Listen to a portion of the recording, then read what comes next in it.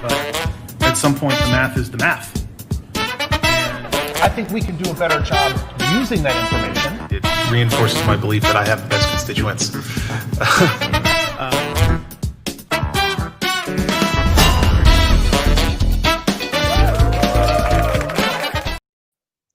Hey, Austin. Hello, District 6. Welcome to the 33rd episode of the Clawback Live. 33 episodes in, although in these times, it might as well be 300 episodes, and it might as well have been 100 years. I am losing complete track of time and space. I don't know if y'all are having that same problem. But here we are. It's Friday for whatever it's worth. It's a Friday. Another week. And, you know, the council is on its kind of, quote, summer break until the next council meeting, which is at the end of July. But a few weeks before, we'll start talking about city budget stuff. But the work didn't stop. We had our first public safety committee meeting today that I chair, and Mayor Pro Tem Delia Garza is going to be on the show today, who is a member of that committee, and a number of other things that she's up to. She's spectacular. And then Akina Adderley, music royalty, on the show today. I'll tell you, my music minions who help get these songs together and the musicians onto this show do an unbelievable job. I get folks I don't deserve to have. So we're going to roll on forward. Normally, what I would do at this point in the show, I'd bring up the dashboard on the pandemic and we'd show you the data. But those dashboards are under some tech maintenance right now. It's not great, y'all. It's not great. And the last time the dashboards were being maintained, it was because the data was exceeding the height of the chart. And they needed to change the chart to fit the numbers in it. That's some scary stuff.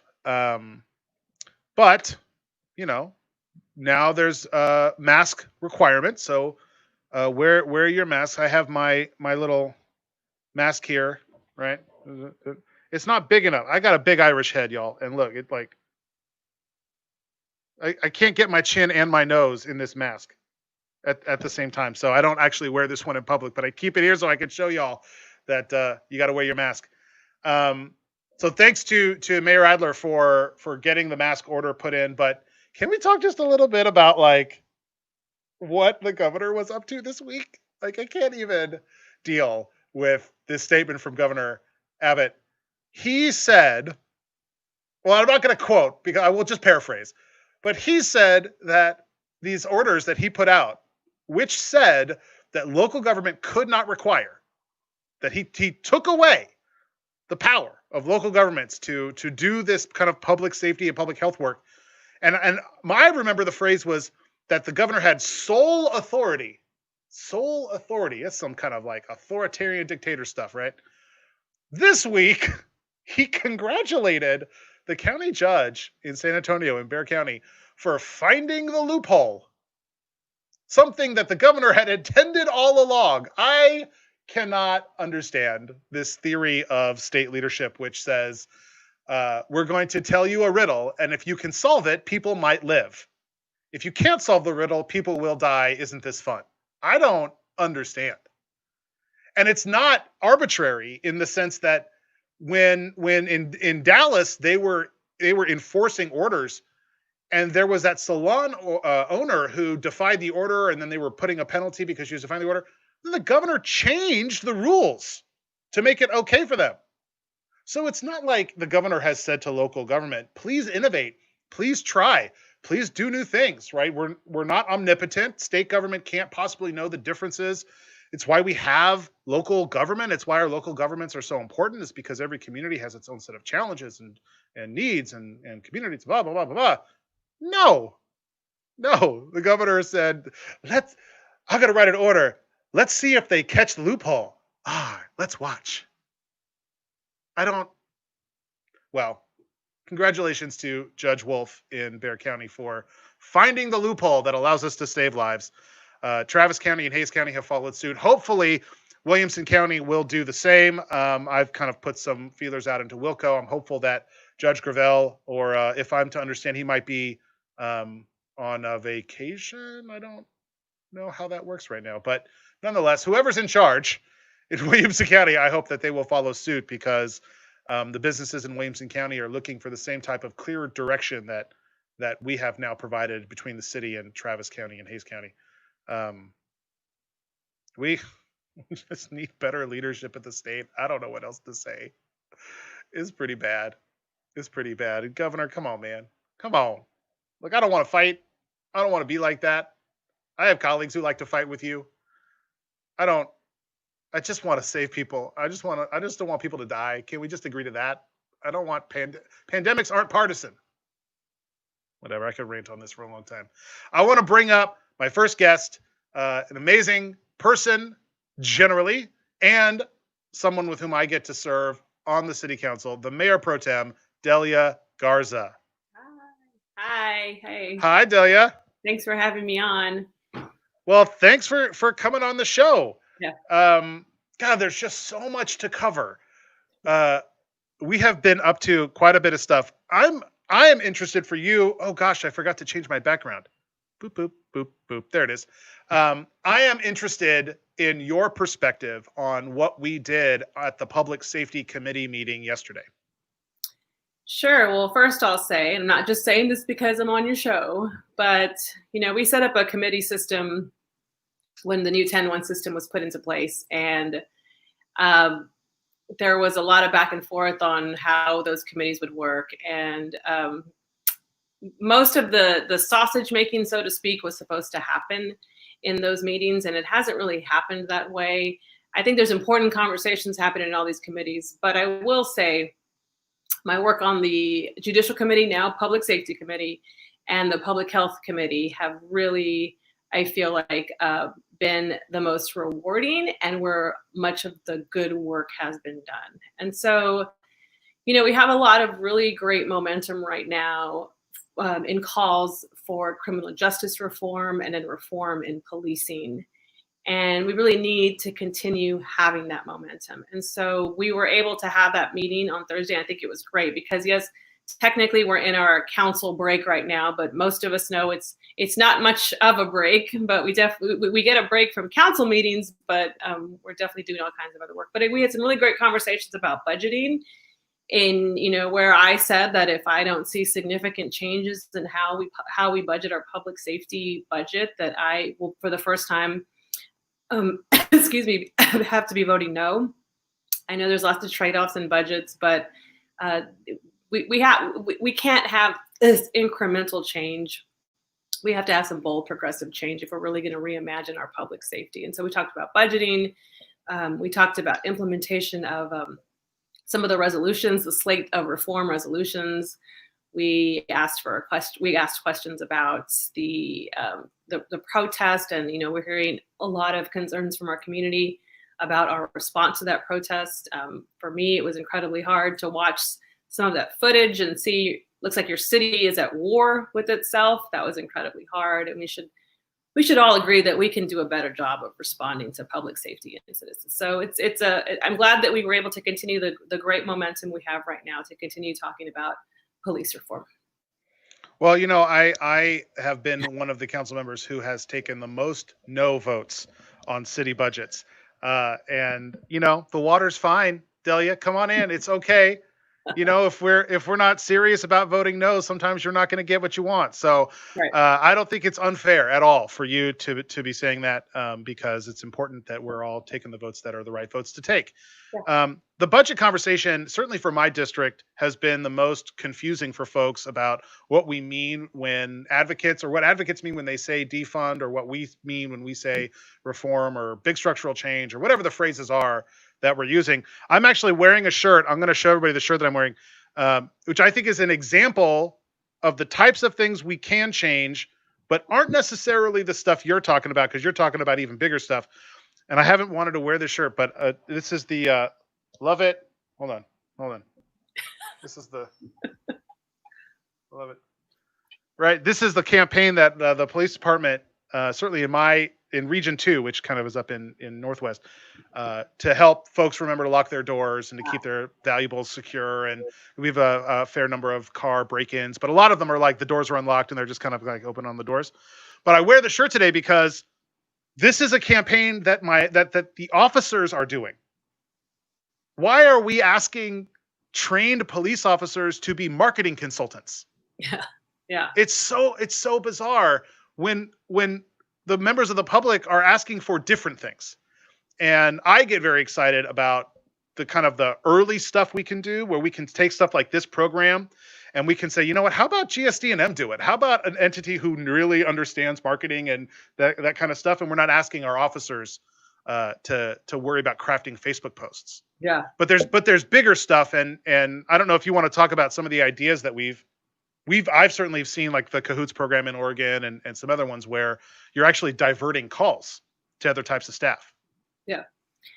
Yeah. You know, I've said this before, and it takes a lot of digging in and a lot of questions to understand exactly what it means. But, you know, I do not believe we have a crime problem in this country, in this city. It's a mental health, lack of access to public health, mental health, and a housing crisis. And so, yes, we're still good. There's still going to be, unfortunately, you know, violent crime and incredibly bad things that happen. But much of that is the result of ways we have failed people a long time ago. You know, not everybody has equal access to early childhood learning. Not everybody has equal access to educational, and all these things. You know, our criminal justice system is set up to what I think many believe is to right all these past wrongs that we're not dealing with correctly. You know, our war on drugs is a failed policy that really has just devastated Black and brown communities in our country, and, you know, even in our city. And so we have to think of a different way to respond. And I always come at this too from my experience as a former Austin firefighter, in that there are just some calls that, you know, don't need a police officer's response. And our police officers, they're not social workers. They are trained in very military types of ways. And in fact, if I remember correctly, I know this was the way in the fire department, is you get extra points on your entrance exam if you have served in the military. And so, you know, we've set up this system where military service helps you get into the department. And it's an important experience in to a certain extent, but we just need to change the way that we think of our response. Many of these calls would be handled better with mental health professionals, people who understand, you know, people's triggers and those kinds of things. And now we have this great opportunity to have some very courageous conversations and talk about all those options, talk about the option that you offered. And there's got to be a different way to do this. We had this discussion. It's like we've talked about it on the edges when we were talking about, you know, people calling 911, and it's usually, do you need fire, police, or EMS? And, you know, it's fire, police, EMS, or, you know, mental health, you know, or, you know, a social worker. There's got to be a different way of responding to these things. And, you know, everything you say is just right, so much on point, as usual. Everything you say is on point. But it's just so that we don't get any calls. You know, having a military service, I think, probably adds value to your role as police officer, as long as we're also taking care of the mental health issues of military service. And if we have folks experiencing PTSD, the last thing we want are those issues flaring up. And so this is where the systems get complicated, because there's the stuff the city council can do, but then there's also the state laws that come into play that make that job harder. And then there's like the federal side. I mean, for military folks alone, the VA is got issues, and how are you getting the healthcare you need? I mean, all these systems are interconnected, and we have spent all these years siloing the solutions. And that's the part of the work that I think is really exciting, is actually going to make everybody happier once we work through this part where there's a lot of confusion. Yeah, and, you know, I just want to. I've talked to a couple of police officers, some in my family, and they've even said they do think they're not equipped to go to some kinds of calls, and you know, I think we can really get to a place where everybody is in agreement, but we have to start having the conversation. So I do want us to address the elephant in the room. I'm going to pull up a comment from Facebook. Oop. I'm taking it down because I just saw his Facebook photo. So, Dustin, you've made it hard on me, man, because I want to leave your comment up, but your Facebook photo is inappropriate. I'll read it. Jimmy Flanagan, will y'all be doing anything to hold Spencer Cronk accountable for ignoring council's wishes? I have my thoughts on that. Mayor Pro Tem, do you have some thoughts?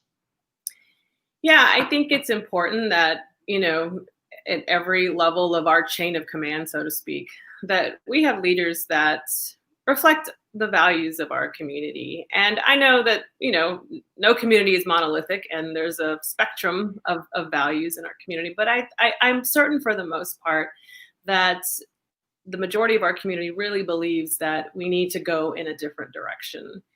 And I am prepared to do whatever it takes to make sure that we are going in a different direction with the current leadership of our police department. And I have tremendous respect for Chief Manley, but I feel we have seen time and time again the pushback and the lack of desire to want to really make bold changes and really imagine a different. And I feel like every time I've expressed concerns about that, the response is, well, I'm going to give him more time, or we're going to try to work on this a little bit more. And I also have tremendous respect for Spencer, and I know he has an incredibly hard job, but this is a moment that we really need to make some bold changes. And it's concerning, and I was frustrated to learn that as of now, our city manager has decided to keep Chief Manley, but this conversation will continue, and I am committed to doing everything that I can to make sure we have a different leadership that's more committed to the reform that's necessary in this moment. So I thank you for that, Mayor Pro Tem, and I say for my part on that, and I have made it clear that I believe it is also time for leadership change related to law enforcement in this community. Of course, living in Williamson County, that doesn't just apply to the Austin Police Department, that also applies to the Williamson County Sheriff's Department. There's a problem. There's just a problem in the system, and the system is broken. That's why we have to change the system. Yeah. But I will say, Spencer's job is harder than ours. We can call for a thing. He actually has to make it work. And I'm not giving up on Spencer yet, because I do believe that as much as I am confident that change is needed, I am less confident about what that change looks like, because it's not just about taking someone out. You got to put someone in, and that has to those questions have to be really addressed, because we don't want to get ourselves behind the eight ball. So as you said, the conversations continue. I spoke to Spencer, or I speak to city leadership on the regular, as I'm sure you do as well. Don't give up on us, folks. We are still working through these challenges to try to figure out how to do the best by the city as soon as we can, because we know that the clock is ticking. The clock is ticking there. Subject change. Project Connect. You also sit on the board of Cap Metro, which is the only transportation thing I don't sit on. So I am dying to hear your thoughts on Project Connect. It's a very exciting time for our city right now.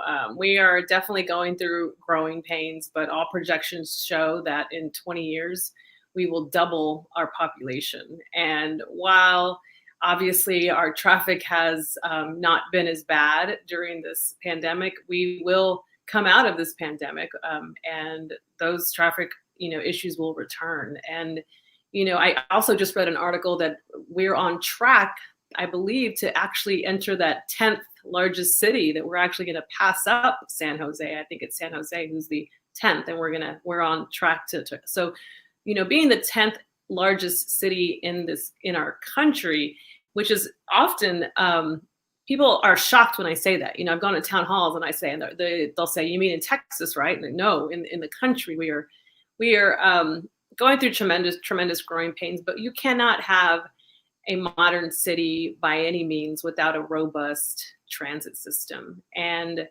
this is a really exciting time where this 10-1 council, I really feel, has done things differently. And discussions on how we fund a system, it seems like there will be recommendations for something different, and I think that's a good thing, because other jurisdictions have approved systems and then had to go look for the funding for every incremental addition to that system. And I think there's an opportunity here to really invest in a robust and good public transit system that our city needs. And we talk about affordability, and we talk about people getting rid of their cars, and we really do have a chance to do things like that if we approve the system. And so I'm excited about August, where we will be talking about what, if anything, goes on the ballot. But I mean, let's be honest, I think there will be something on the ballot, and it's the right thing to do. We've waited too long, and we should have done it 10 years ago. But I'm excited about the leadership at Cap Metro and his enthusiasm. Sometimes it's a little much, and I've told him that, so this is nothing new. But it does take that, and I'm grateful for Randy Clark's leadership and his enthusiasm in getting us to this point. Yeah, I'm excited about it too. And you and I have very similar districts in one regard, that we represent the farthest districts from downtown, your District 2 and my District 6. And seeing a map that really does do the best job I think this community has ever seen, trying to plan for service in all corners, is really very exciting. And while there are a lot of hard questions about how to finance it and what the right sweet spot is in terms of the tax rate and all of that, and ultimately the voters get to decide that, as you said. Yeah. Like I said last Wednesday, you can't just yada yada yada the plan. The plan is a big deal, and this community has never really had a map and a plan like this where pretty much everybody's on board, but for how you pay for it, and we're going to figure those details out. So the last thing I want to ask you, I'm on the ballot this November, but you're on the ballot like tomorrow. What is you're in a runoff. You're in a primary runoff for county attorney. Mayor Pro Tem, tell us about it. Ooh, how much time do we have? I know we have that time, but I've enjoyed incredibly and appreciated the hard work we've done on the Judicial Committee, now Public Safety Committee. And I have seen firsthand how policy reforms can change outcomes. And it's not the first time. I have a history of working on systematic change, and the 10-1 Council is an example of that. I was part of the grassroots effort to change the way we elect city council members. And it is because of that we have the first Latina on the Austin City Council, myself. We have the youngest council, the most progressive council, the first female majority council that has lasted both cycles. And so, time and time again, I've seen how systematic change changes outcomes. And that usually leads to better quality of life for many of our marginalized communities. And so it's time for bold, progressive change at the county attorney's office. I am in a runoff. The early voting starts not next week, but the week after. The last week of June is early voting. Be sure to look at the locations, because they will be different, because last I heard, they can't do it at grocery stores. And many people are used to going to grocery stores to early vote, but because of the social distance requirements. So, I will, as soon as I know where those locations are, I'll put them out on my social media. And then election day is July 14th. It was originally May 26th. But it was moved by our governor. Thankfully, nobody had to read the secret decoder ring to understand that he would move July 14th. He made that very explicit. But yes, I am in a runoff.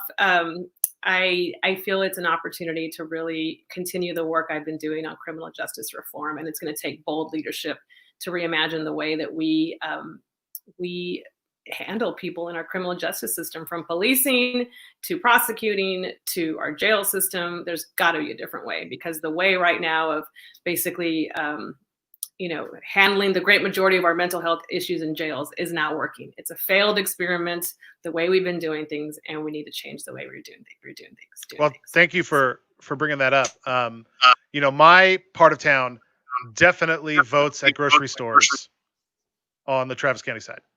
And it is, I didn't even notice that. I noticed that on the Williamson County side, which is not your race. We have a runoff for a congressional race on the Wilco side. They don't even have a polling place in the city of Austin. Oh, really? I have 50,000 residents on that side of my district and not one polling place for them. We have to drive to Cedar Park and Round Rock to vote. So there are some real issues about polling places. Caveat, a little asterisk.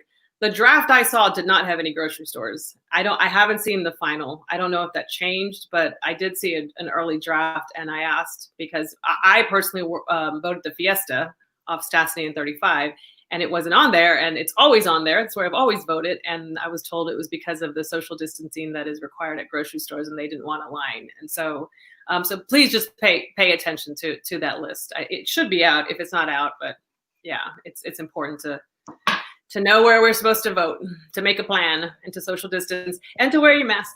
And I was going to tell you, my mom can make you a custom mask if you need one. She might need some measurements of the Jimmy. I need like double XL. Double XL.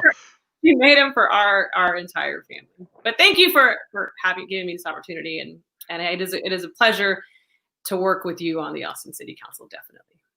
Well, I'm gonna miss you on the council, Delia. Hopefully, we'll get to continue to work together in your hopeful new role as county attorney. And just so that it is perfectly clear to everyone, I wholeheartedly endorse Delia Garza for Travis County Attorney, and I encourage all of my constituents, all in this kind of western part of Travis County, who haven't had the joy and opportunity to work with Delia Garza as your council member, as she focused on her district down in District 2.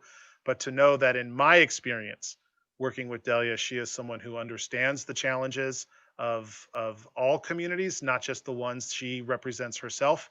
And as I tried to do the same, and I am very excited about some big structural change, as we are saying, not just in APD, but kicking the county in the pants a little bit, I think would be much appreciated. Thank you, Mayor Pro Tem, for joining the show today, and good luck in the runoff. Thank you so much. That was awesome. I have really enjoyed working with Delia. She's so thoughtful and intentional in how she works through policy issues, and the idea that she could take the skills that we've accumulated as city council members, which is it's a challenging job because the city just does so much stuff. You gotta know all the things. To see her really sink her teeth into kind of one slice of that in a county attorney's office is very exciting. So if you live on the Travis County side, be looking for Delia's name on the ballot when you go to vote in that runoff in, I guess it was 2 weeks from now.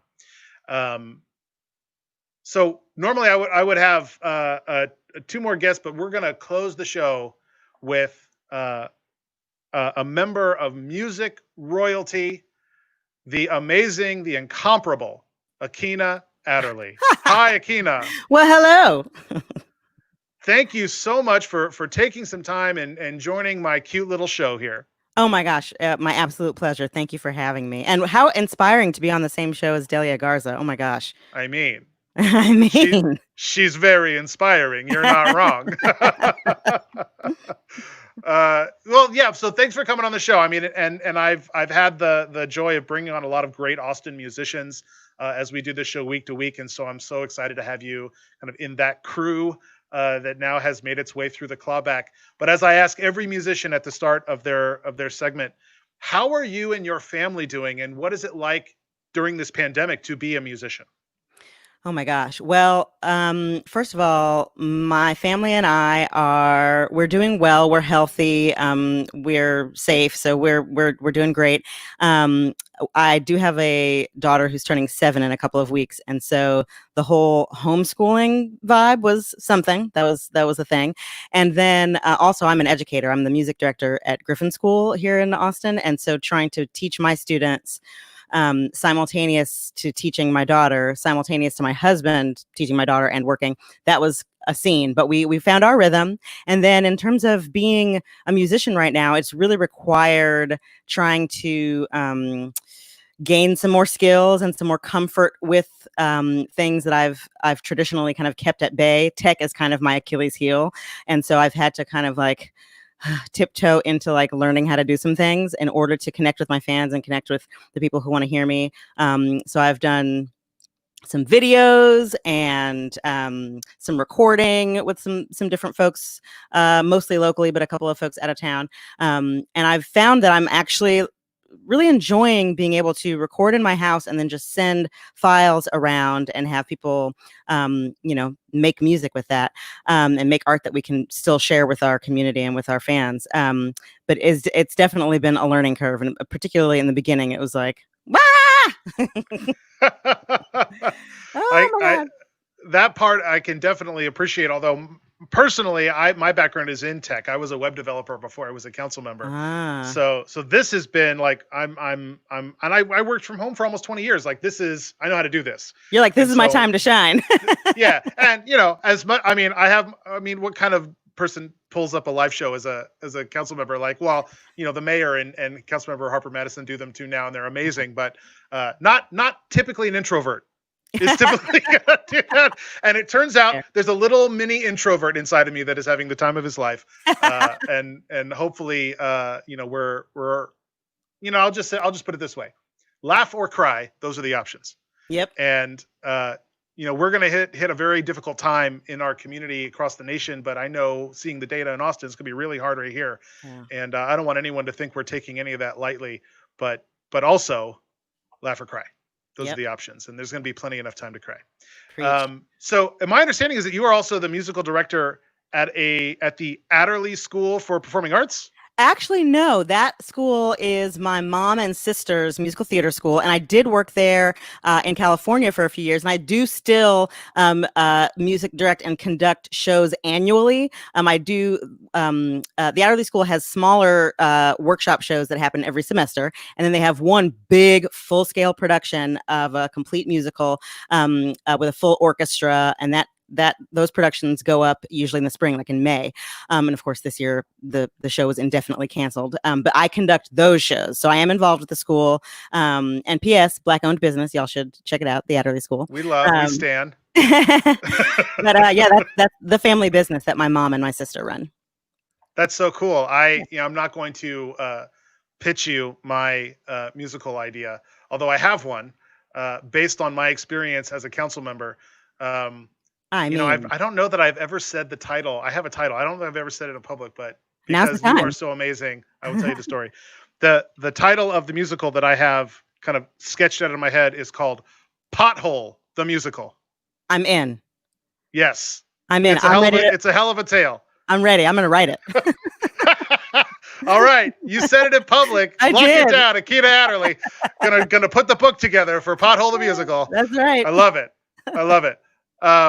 Well, that's great. I want to ask you one more question. Sure. Swing the pendulum back a little, back to the serious, and then so excited to hear what you're going to perform for us today.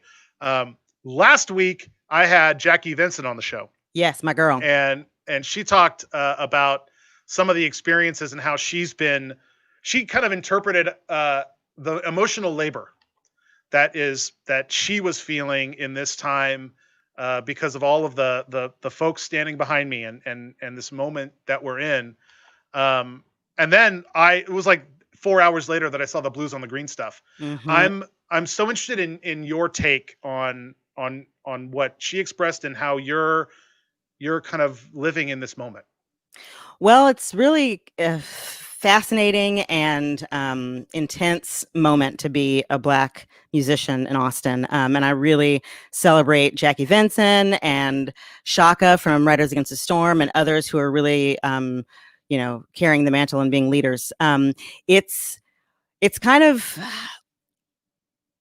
like in this moment, all these things that I've thought and that all of us Black musicians have thought and either talked about a lot or talked about a little, they're all kind of coming to light in this way that is really, like you talked about emotional labor. It's definitely like intense to be having these conversations and to be having them out loud with everybody, not just with each other. But it's also, to my mind, it makes me feel optimistic that people are having these discussions and talking about equity and talking honestly about how, Austin gatekeepers in the music business, bookers, festival bookers, things like that, for a long, long time, the image of like, what is it to be an Austin musician? You can name 10, 15 musicians when you ask people what is an Austin musician, and it's very white, but that doesn't reflect the actual music scene. And that doesn't reflect the wealth of talent and the richness and culture that we have.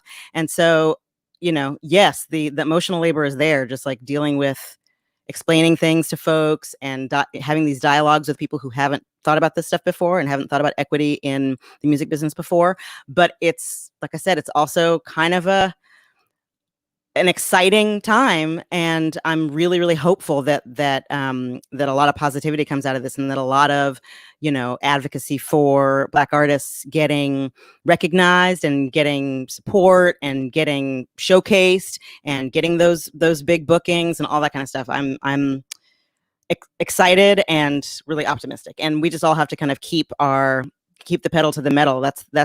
I feel like as long as we all continue to have those dialogues and keep doing the work and keep forcing the issue, then I think that we're in a good spot. I hope so, and I am on some ways uniquely positioned to make sure that we keep that spotlight on.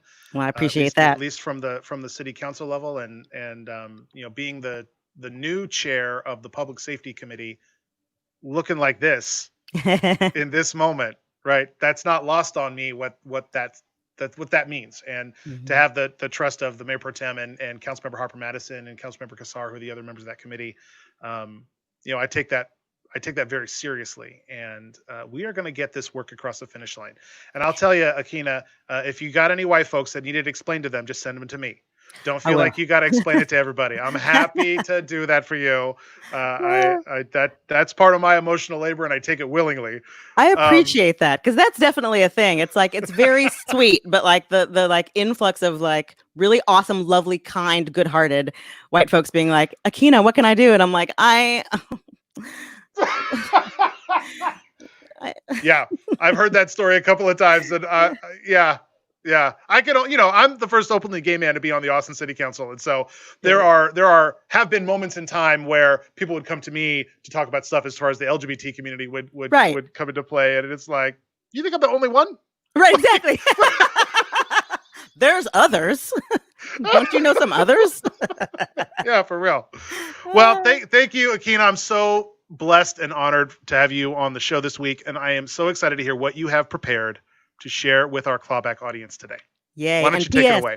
I will. So, by the way, this is my first time in 3 months performing like 4 people live. I've done like a bunch of videos and recording, but this is my first time actually being like, I'm singing a song and like people are watching it as it's happening. Yes! Woo! I love it. Woo! I'm excited. Very exciting. Take it away. Thank you. I'm going to do a song called Broke. I wrote this last year about folks who, let's just say, voted not in their own best interest and not in my best interest and in none of our best interests, or didn't vote. And it's time to step up, y'all. I think we agree that it's time to go ahead and step up.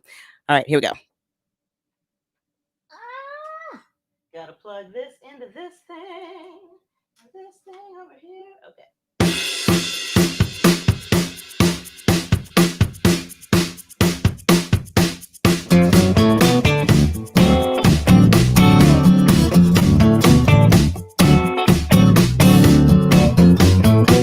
There's a price you pay for freedom, called responsibility.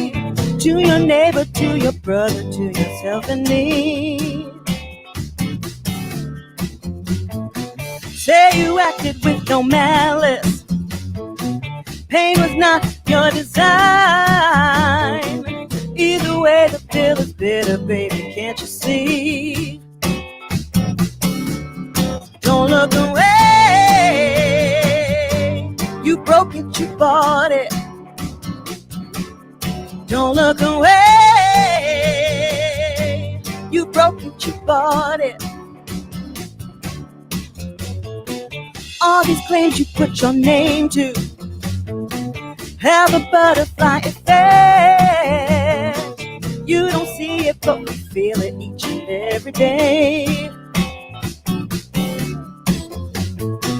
All these different kind of cages trying to put us in our place. You're so scared of what will be when you get out the way. Don't look away. You broke it, you bought it. Don't look away. You broke it, you bought it. Flowers sometimes get trampled. That's okay, 'cause they got seeds. Soon enough, what's beat down reaches for the sky. All this talk of revolution, dreaming of the promised land. I don't know if we gon' find it, but we sure gon' try. Yeah. Don't look away. You broke it, you bought it. Don't look away. You broke it, you bought it. Don't look away. You broke it, you bought it. Yeah. Don't look away. You broke it, you bought it. Don't look away. Don't look away. Don't look away. Don't look away. Don't look away. Don't look away. Don't look away. Don't look away.